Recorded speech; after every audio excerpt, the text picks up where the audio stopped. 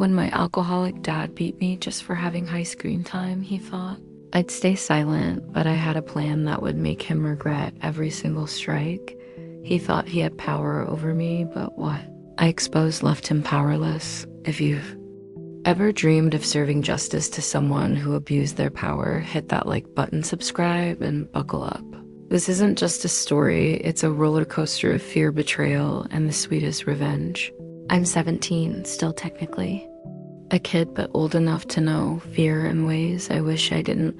Living at home with my parents has never been peaceful. It's been a war zone, my dad. He's an alcoholic, the kind of man whose moods swaying with every sip of whiskey, sometimes quiet, sometimes cruel, always unpredictable. And my mom, she's caught in the middle. She takes the hits too, sometimes literally. But she still tries to protect me when she can. But last night was the worst it had ever been at. Started with something so stupid, my phone. My dad grabbed it, scrolling through with those bloodshot eyes. Then he saw it. My screen time, 22 hours now, before you judge, I'll admit it. Looked bad, but it wasn't like I was glued to the phone every second. I fall asleep with YouTube videos playing. That racks up hours.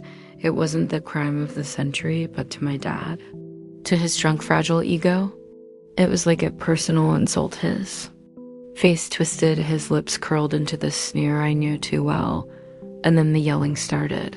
You think you can just waste your life away? He roared, his voice rattled the walls. I wanted to explain. I wanted to tell him it wasn't what he thought. But my words got drowned out in his storm, and then his storm became fists. He hit me again and again. The world blurred as my body tried to process the shock. My mom screamed, rushing in, begging him to stop.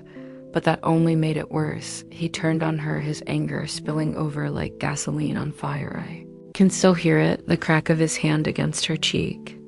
The sound that made me realize this wasn't just anger. This was who he was, and I was trapped with him. That night, lying in bed with bruises forming on my skin, I stared at the ceiling and felt nothing but despair. This wasn't the first time. It wouldn't be the last. I felt powerless, like a prisoner, like my life wasn't mine anymore. And the worst part, I had no one to talk to. No one in my real life knew what was happening behind our front door. On the outside, my dad played the role of responsible man. At work, he was charming. To neighbors, he was polite, but at home, he was a monster. It made me sick. The hypocrisy, the act he fooled everyone. I remember thinking maybe this is just my fate. Maybe I'll never escape. But then something changed. The next morning, my mom avoided eye contact, her face swollen where his hand had landed. My own ribs ached with every breath. But when my dad stormed out, slamming the door behind him, I saw it in my mom's eyes. They weren't just filled with pain. They were filled with something else, hopelessness, and that broke me. Couldn't let this continue. Not for me, not for her. For years I'd felt powerless, but suddenly a spark lit inside me.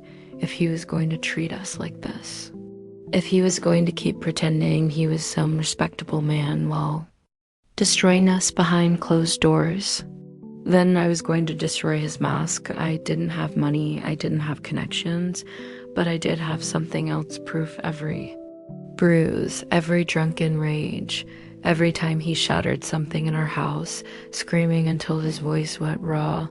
I had memories, and now I had a phone with a camera, so I started documenting quietly, carefully. I recorded audio when he yelled.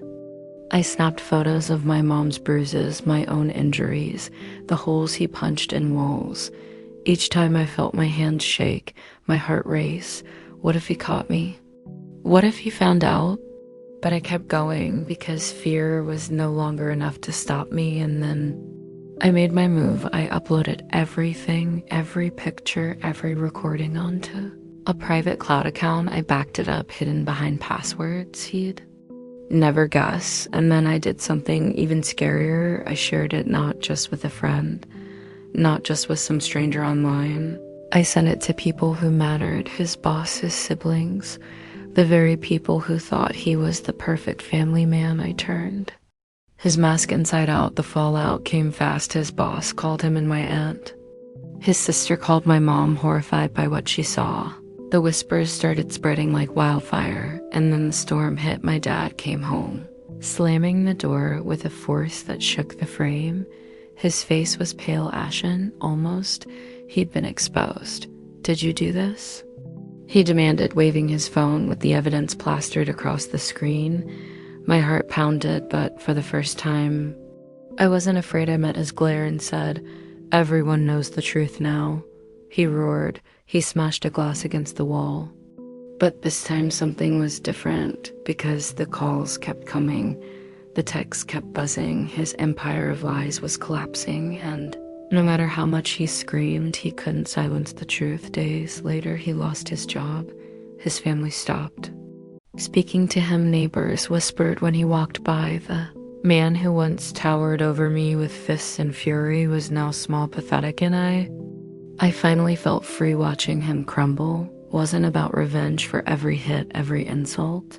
It was about taking back control, about proving that his power was built on lies, and I had the strength to shatter it. For the first time, I wasn't scared of him. He was scared of me. Revenge wasn't just justice, it was survival. It was finally giving my mom and me a chance to breathe without fear. And if there's one thing I've learned, it's this: sometimes the strongest weapon you have is the truth. If this story gave you chills, smash that like button and tell me in the comments what's the most satisfying revenge you've ever seen. And don't forget to subscribe, because there are plenty more karma stories coming your way.